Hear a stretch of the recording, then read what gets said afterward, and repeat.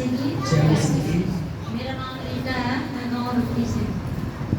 मैं यहाँ कम से कम 7 महीने से आ गई हूँ। मैंने पहले भी गवाही दी है यहाँ पे। वो कहते हैं ना कि भाई बहुत सी गवाही बहुत होती हैं गवाहियाँ, पर जब यहाँ खड़े होते हैं ना तो हम भूल जाते हैं, क्योंकि याद नहीं आती, क्योंकि यहाँ आके घबराहट होती है, एक अजीब सा लगता है। इसलिए बहुत सी गवाहियाँ थी जो मैं नहीं दे पाई। ठीक है, तो शुरू से ही मैं अपनी गवाही देना चाहती हूँ। समय ज़्यादा लगेगा कोई बात नहीं। मेरी गवाही ये है कि मैं जब से शादी करके यहाँ आई थी रबड़ी में, मैं नाम लिया हुआ था मैंने 20 साल से।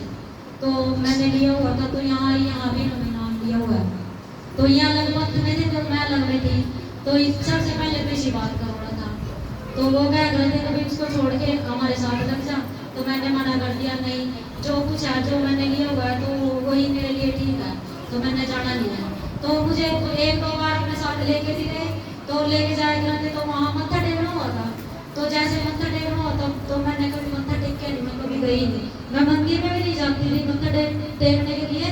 तो मैंने अच्छा नहीं लगता था, पता नहीं अजीब सा होता था, तो मैं वैसे ही चली जाऊँगी, पर मैंने कभी मत्था नहीं टेका। इस बात पे भी झगड़ा हो जाता, लोग भाई हमारे साथ जाती है तो मत्था नहीं टेकती, तो भाई मेरा मन नहीं करता। तो आने के बाद ऐसा हुआ कि भाई हमारे घर में दिक्कत परेशानियाँ बढ़ती रही। तो मेरे घर वाले ने माने ऐसे काम में अपना हाथ पाया, तो उन्होंने ज़्यादा ही टेंशन देनी शुरू कर दी। मेरे को इतनी टेंशन थी कि मैं रात भर रोती थी, झगड़ा करना, लड़ाई करना, यही था हमारे घर में, और कुछ नहीं था। तो समझाने के लिए तो बहुत आते हैं, पर समझने वाला कोई नहीं होता, कोई भी नहीं समझता कि भाई किसको क्या परेशानी है, या साथ देना हुआ किसी को, वो चीज़ कोई नहीं देखता था। पर समझाने के लिए जिसको समझ भी नहीं आता, वो भी समझाने के लिए आ जाते थे। तो जैसे मैं रात को रोती थी, खाना भी नहीं खाऊंगी, मेरी बेटी कहती थी अगर आप खाना नहीं खाओगे तो मैं भी खाऊंगी। तो ऐसा लगता था कि भाई मेरे लिए मेरी बेटी भूखी रहेगी तो मैं खाती नहीं खाना। तो मैं रोती रहती, भैया टेंशन, एक जरा सी चीज़ है, नमक जरा सी चीज़ है, हम नमक के लिए भी तरसे हैं 5-5 दिन तक। हमारे घर में नमक भी नहीं होता था, इतनी दिक्कत परेशानी होती थी। लोन खर्चा इतना उठा रखा था, बार किस्त। मम्मी आप लोन क्यों लेते हो, मेरी बेटी का लोन भी लेते हो। मम्मी का जब इतनी परेशानी आ, सबसे ज़्यादा अपनी टेंशन हुआ, पापा ने कोई टेंशन नहीं है। मैंने कहा कोई बात नहीं बेटे, तेरे पापा टेंशन निकट जाएगा, तो शायद जब वो टेंशन निकट जाएगा तो हमारी फिक्र करेगा। पर ऐसा कुछ नहीं था, तो टेंशन और बढ़ती रही टेंशन, बहुत इतना परेशानियाँ बढ़ती रही, बहुत झेलती रहती बहुत ज़्यादा। तो उनकी भी दिक्कत यहाँ तक आ गई कि उनको भी मरने की नौबत आ गई। वो बेलगे सोच रहे भाई मैं अपनी दिक्कत ठीक तो कर दिया, तो इससे बेहतर ही है मैं मर जाऊँ। तो उन्होंने एक बार कोशिश भी करी मरने की, तो दुकान से जैसे ही चले, उन्होंने सोचा भाई गड्डी आ रही सामने से, और तो ऐसा कर भी इसके सामने आ जा। तो जैसे ही वो उनके सामने आए, तो गड्डी वाले ने सोचा कि भाई ये तो बंदा मरने के लिए आ रहा है, और तो भाई ये तो क्लेश हो जाएगा तेरे नाम का। तो उसने जैसे ही गड्डी का मोड़ा, तो ये घबरा गया, भैया अगर अब बस तो गया, अगर यहाँ दुनिया इकट्ठी होगी, अब जब मर चुका मैं, मैंने तो मार देंगे लोग इकट्ठे होगा। तो वहाँ एक बाग है, तो उसके बीच में निकलता वो घर पहुँचे। घर आके उन्होंने कभी किसी से बात बताई नहीं, अभी पता लगा हमने इस बात का भी, तो भाई ऐसे उन्होंने करा। तो जब यहाँ सतपाल जी आने लगे, तो वो बेटे हर शनिवार को फोन करती थी मेरी बहन कि भाई चर्च में चल दो, और हम वहाँ से जा रहे हैं, दिक्कत परेशानी जो भी है वो ठीक हो जाएगी। मैंने कहा भाई कोई बात नहीं, मैं सुबह बता दूँगी। तो सुबह उन्होंने यहाँ जाना था, मैंने बात भी करनी थी उनके साथ। तो इस तरह करते 3 महीने हो गए। तो मैं सुबह जैसे सुबह मेरा आदत थी, मैं सुबह भजन सुनने की आदत थी, जिस भी पंथ में लगी हुई थी मैं वो भजन सुनती थी। तो एक दिन ऐसा हुआ कि उसमें प्रभु यीशु के भजन आ गए।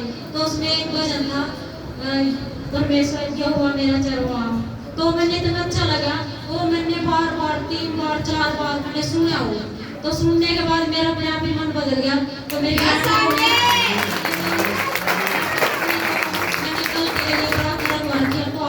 अगर तक अच्छा लगेगा तो ठीक है, तो आंधी रही है, अगर नहीं अच्छा लगेगा तो मना कर दिए।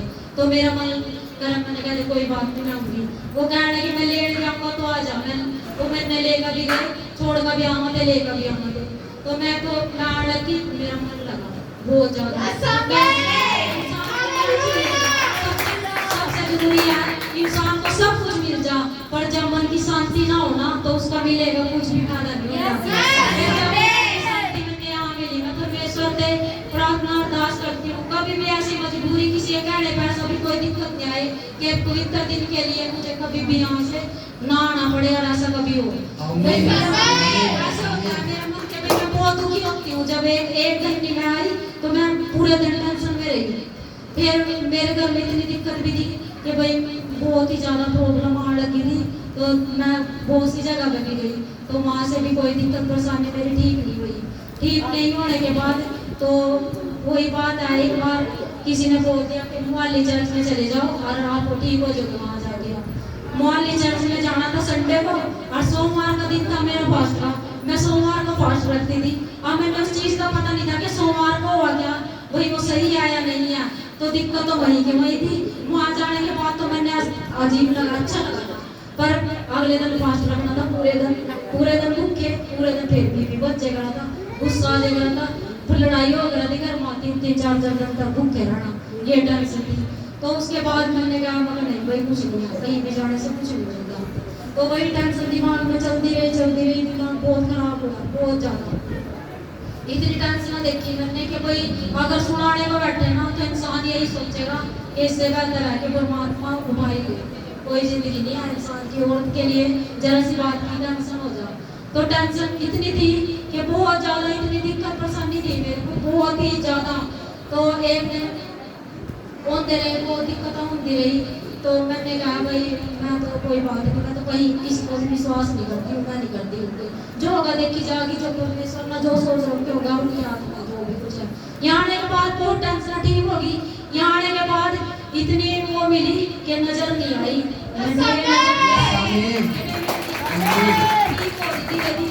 ठीक हो रही और मुसीबत से बचा रही। तो एक रात को मैं ये भी हुआ था, मेरी रात को मैं डरती थी, मेरी लड़की सुबह बोलती थी मम्मी पता नहीं क्या हुआ मेरा रात में, तो डर जा। मैंने कहा दिया मतलब पता नहीं क्या हुआ बेटे, तो वहाँ वो भी नहीं उनका मेरे को ठीक है। अभी 19 तारीख को मेरी जेठानी की लड़की का बर्थडे था, तो उन्होंने केक लिया हमारे घर का, तो मेरी लड़की ने ना मुंह में डाल दिया, मेरी मम्मी का केक खा लिया। पहले वो ध्यान नहीं रहा कि वो हर चीज़ का माले भोग लगाते, तो मैंने वो खा लिया। खाने के बाद तो उसी दिन रात में फिर वही दिक्कत महसूस होगी मैंने, तो ऐसा लगा मैं सो रही, मेरी लड़की मेरे पास सो रही, तो आगे एक बाबा खड़ा, वो कह रहा खड़ी हो, जल्दी खड़ी हो, कहा मेरे थे कुछ भी दे, आटा दे, दाने दे, जो मर्जी देगा, खड़ी होकर। मैंने कहा भाई ये काम तो मेरी सासू का मैं नहीं करती और मैं तो देती नहीं, मगर नहीं लेगा तो तेरे पर ही जाना मैंने, और खड़ी हो। मैंने कहा मैं भी दूंगी जो मर्जी हो। मैं इतनी डराने की कोशिश करी, तो पता नहीं क्या होया, मेरे को ऐसा लगा जैसे मुझे किसी ने उठा के एकदम उठा दिया और मेरी इतनी जोर की चीख निकली, तो मैं डर गई। मैंने टाइम देख के 12:30 बजे थे, तो मैं डर गई भाई, फिर मेरे याद आया कि मैंने केक खाया ऐसा जैसे उस वजह से हुआ मुझे ऐसा। तो वो दिक्कत मेरी दोबारा ऐसा महसूस हुआ कि भी हो गया, तो ऐसे नहीं करना चाहिए। ये भी मेरी बात कि भाई गलत है कि जब हम किसी भी प्रसाद को, किसी भी चीज़ को खाते हैं ना, तो जो चीज़ का वो प्रसाद होता है ना, तो वो गलत हो जाए, क्योंकि उसमें दुष्ट आत्माओं का असर होगा जो हमारे ऊपर होता है। तो अब जिस तरह की मैं यहाँ आ रही, मैं कभी किसी मांगने वाले को आटा भी नहीं बांधी, क्योंकि ये बोलते थे हमें पता था कि भाई कभी भी कोई घर का आवा ना तो उसको खाली ना भेजो। तो मैंने कहा भाई कोई बात, आप मैं टालती थी। एक दिन क्या हुआ, मैं सुबह उठी, चाय बनाई मैंने, तो मैंने एक देखा कौन था दरवाजे पर, तो उसने आवाज़ लगाई भाई कोई आ घर पर, मैं अंदर रसोई में बैठी थी, तो उसने आवाज़ मारी, मैंने कहा मांगने वाला आ गया, मैं जल्दी हूँ। तो उसने आवाज़ दे के बोला आपके ऊपर हालेलुया की कृपा है, आप मेरे को खाना दे दो। तो मैंने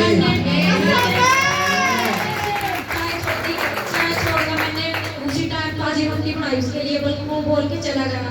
मेरा लड़का छोटा उठ गया, मैंने उसी टाइम चाय और रोटी उसके लिए भेजी, वो कहाँ था उसको दे के आया। मैंने बहुत खुशी हुई भाई, खाना मैं खिला सकती हूँ और चीज़ मैं दे दी हूँ भाई, वो चीज़ नहीं है। अब कई पापे ऐसे हो मांगने वाले बहस कर देना, वहाँ खड़े होगा नुकारा इनके सामने पोस्टर लगा रखे मैंने बिल्कुल सामने गेट के, उसी के ऊपर नजर पड़ा जो भी कोई आवा नुकारे चलो अच्छा है जिसका जहाँ ऐसा हुआ वैसा हुआ, वहाँ जाने से तो मन को ऐंग करता जी फलाना करता।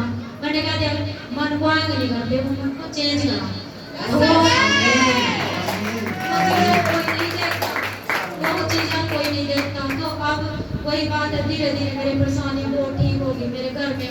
जब भी मैंने ऐसा लगा कि भाई कल मेरी किस्त है या मेरे घर में ये चीज़ नहीं है, जैसे ही मैं प्रार्थना करूँ अगले दिन पता नहीं क्या हुआ, कहाँ से वो चीज एडजस्ट हो जाओ।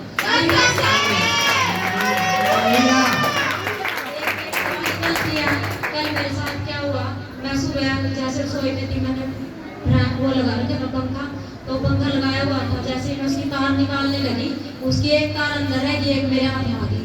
तो मैंने कहा भाई बच गई, क्योंकि करंट नहीं लगा, मेरा तार एक हाथ में आ गई, जहाँ से जोड़ था एक अंदर रह गई उसमें प्लग में, तो वो रहेगी। उसके बाद मैंने दूर जाना था दवाई लेने के लिए, तो मैंने क्या किया, मैं प्रेस लगी करंट, तो प्रेस में भी मेरा करंट लग गया, इतनी जोर की झटका लगा।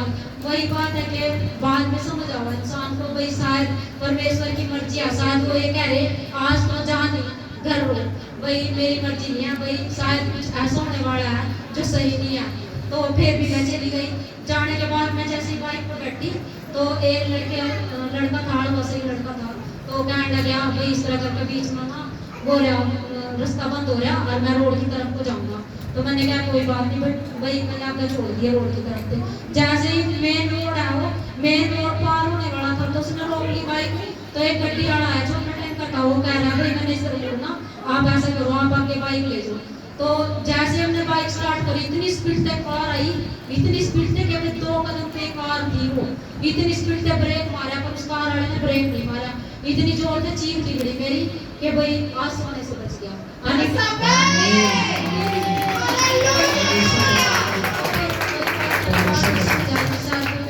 पर वही है ना कि परमेश्वर फिर भी साथ नहीं छोड़ता। उसने क्या, अगर तुम नहीं समझ रही तो कोई बात नहीं, पर फिर भी मैं तेरे साथ विश्वास रखो, यकीन रखो, क्योंकि हमारी प्रार्थना बड़ी है, टेंशन परेशानियां बहुत कम है। यस आमीन।